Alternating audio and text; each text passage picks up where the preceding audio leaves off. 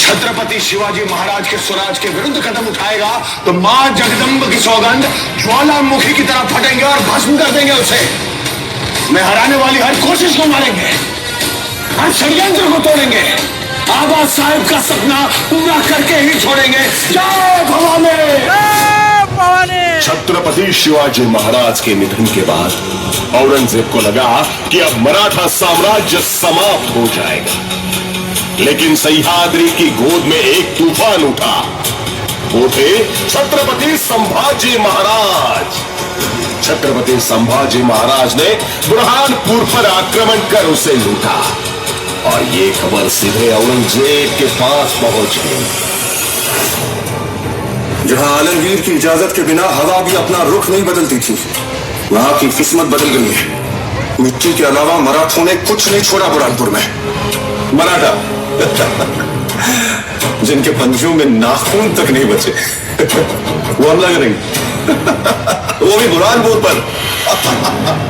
लिखते वक्त खान जमान होश में नहीं थे क्या? दक्कन से फिर एक तूफान उठ के आया है आलमगीर। उनका नाम है संभाजी भोसले। आ गया और अपनी सोच से न छोड़िएगा। या खुदा दोबारा मायूस मत करना।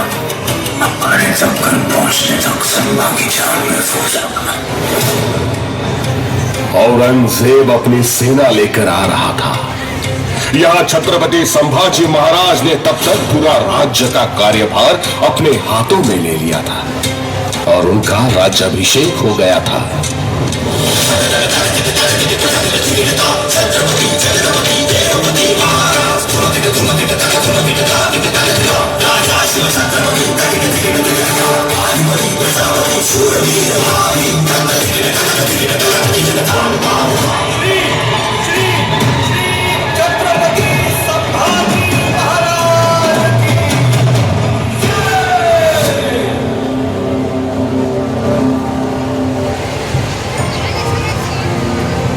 वीर धीर तलवार तीर हो, मर्द मराठा शूर वीर हो। युद्ध में कौशल गजब दिखावे, रिपु दमन कर शंख बजावे। जनमानस के भूप रहोगे, चरम चमकती धूप रहोगे। प्रसन्न रहे माता जगदम्बा, ओ छत्रपति ओ सहचर स्तंभा। वाह वाह वाह वाह। मित्र मीत रवि समान, कोई ना सहचर कवि समान। एक दिन हम आपसे कविताओं की प्रतियोगिता करेंगे चंद्रिका मात्या। उसमें भी जीत आपकी ही होगी महाराज। कभी कभी समझ नहीं आता, आप मित्र हो, सेवक हो या हमारी छाया हो चंद्रिका मात्या। नमक है महाराज, जब जहां जितनी आवश्यकता हो प्रयोग कर लीजिए। हम आपको शत्रु के घाव पे लगाएंगे चंद्रिका मात्या। सौभाग्य सौभाग्य। वासुदेवाला वासुदेवाला वासुदेवाला वासुदेवाला, राम सपाराला हरिनाम बोला न वासुदेवाला वासुदेवाला। बोलो बहिर जी। मुझे महाराज, औरंग के दर्शन हुए? सिर्फ औरंग के दर्शन नहीं रहे, 8 लाख की फौज, 50,000 घोड़े, 30,000 हाथी और करोड़ों की संपत्ति। इतनी तगड़ी फौज इतिहास में पहली बार और शायद आखिरी बार किसी को ढूंढने निकली है।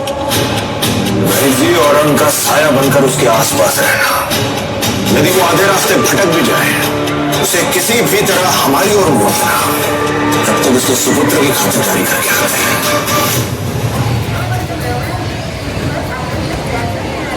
स्वराज के सिंहासन के नए उत्तराधिकारी बन गए थे छत्रपति संभाजी महाराज। छावा शेर शिवराज का छावा छत्रपति संभाजी महाराज।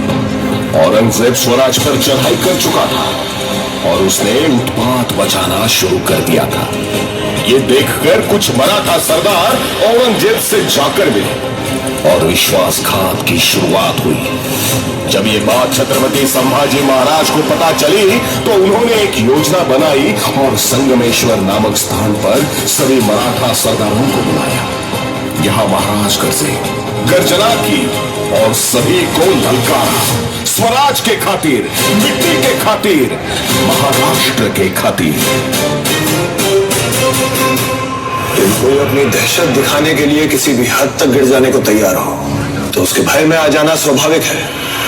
अपनी रक्षा के लिए यदि आपको शत्रु की हर आज्ञा का पालन करना पड़े, इस दुविधा को हम स्वीकार करते हैं। लेकिन एक बात हमारी समझ के बाहर है, ये मराठे अपनी रक्षा के बारे में कब से सोचने लगे?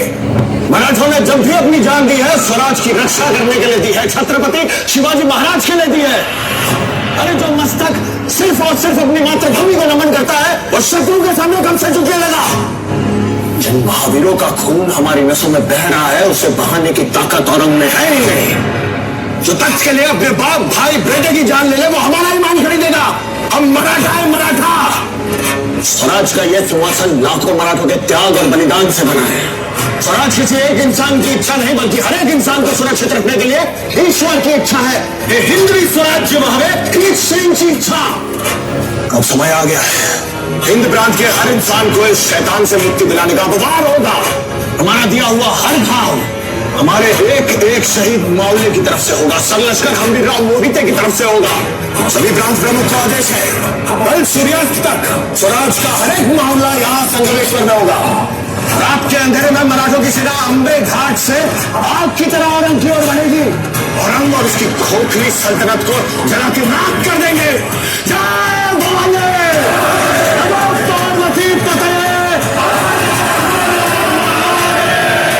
इस स्थान पर संगमेश्वर सरदेसाई के वाड़े में छत्रपति संभाजी महाराज के होने की खबर औरंगजेब को मिली। जैसे ही यह खबर उसे मिली, औरंगजेब ने खान और उसके साथ 80,000 की सेना को महाराज को पकड़ने के लिए भेजा।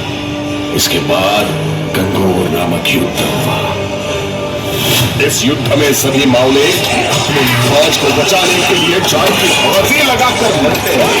इतनी बड़ी सेना के सामने ज्यादा समय तक टिक नहीं पाए और अंत में छत्रपति संभाजी महाराज और कवि कलश औरंगजेब की तह में आ दोनों को पकड़कर औरंगजेब अपनी छावनी में शिवा का छावा पकड़ा गया। संभाजी राजा पकड़ा गया।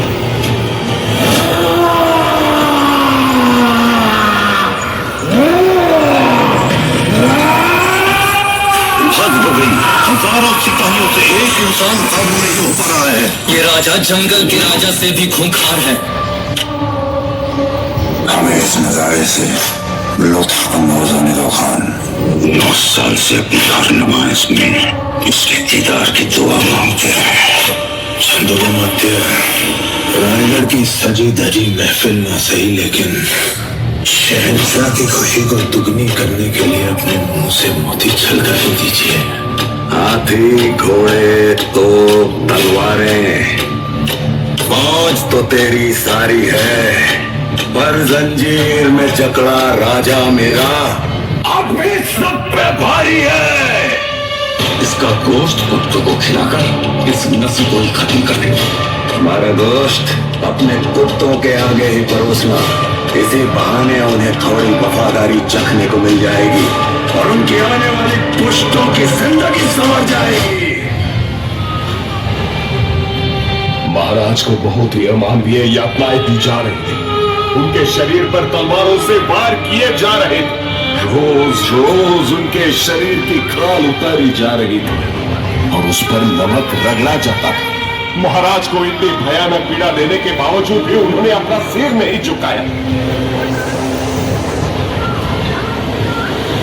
ये कहां ले जा रहे हो? इन्हें रिहा कर रहे हो क्या?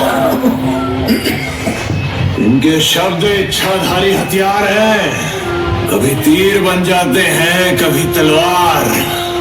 याद है हमने कहा था आपसे एक बार कि हम आपसे कविताओं की प्रतियोगिता करेंगे और हमने कहा था कि आप बिना प्रतियोगिता के विजयी हैं। मन के जीते जीत है, मन के हारे हार। हार गए जो बिन लड़े उन पर है धिक्कार, उन पर है धिक्कार जो देखे ना सपना। सपनों का अधिकार असल अधिकार है अपना। अपनों की खातिर करना कुछ आज हमें, अजर अमर कर देना है स्वराज हमें। तू माटी का लाल है, कोई कंकर या धूल नहीं। तू समय बदल के रख देगा, इतिहास लिखेगा, भूल नहीं। तू भोर का पहला तारा है, परिवर्तन का एक नारा है। ये अंधकार कुछ पल का है, फिर सब कुछ तुम्हारा है। सेवक का आखिरी मुद्रा स्वीकार कीजिए राजे, जा रहे हैं आपके शत्रुओं के चोट पर लगने। हमने कहा था हम नमक है महाराज। तुम नमक नहीं चंदन हो कभी, तुम तिलक हमारे माथे का। कविताएं खत्म हुई राजे, अंत में जीत आपकी हुई। जनमानस के धूप रहोगे, जन्म चमकती धूप रहोगे। प्रसन्न है माता जगदम्बा और छत्रपति और सचर संबा। हम नमक है महाराज, हम नमक है। हम नमक नहीं चंदन हो कभी, तिलक हम तो नाथिक।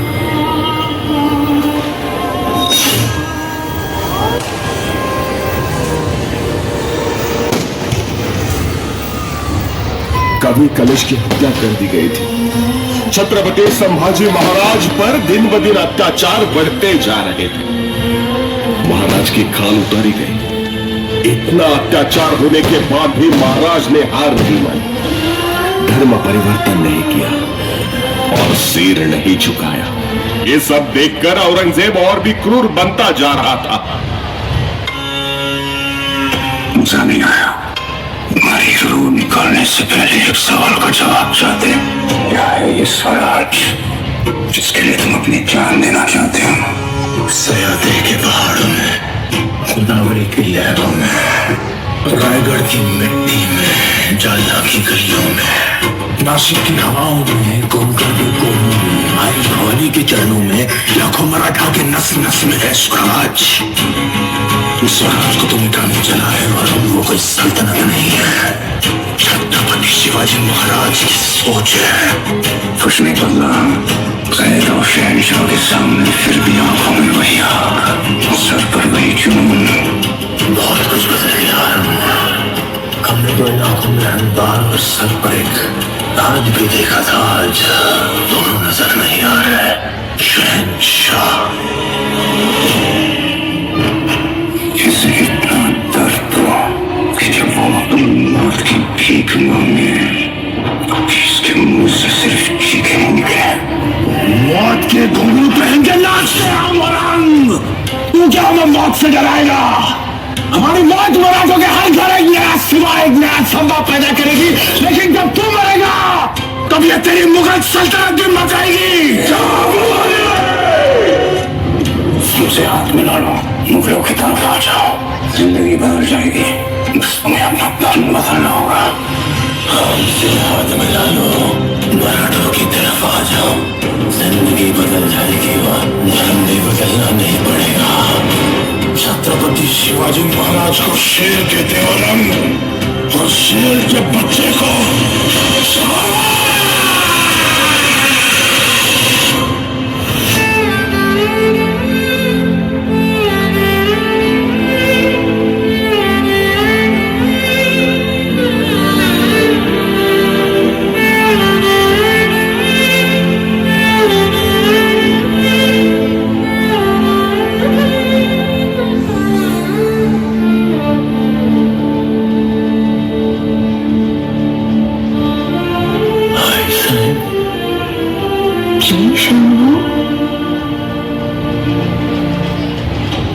देश धर्म पर मिटने वाला शेर शिवा का छावा था।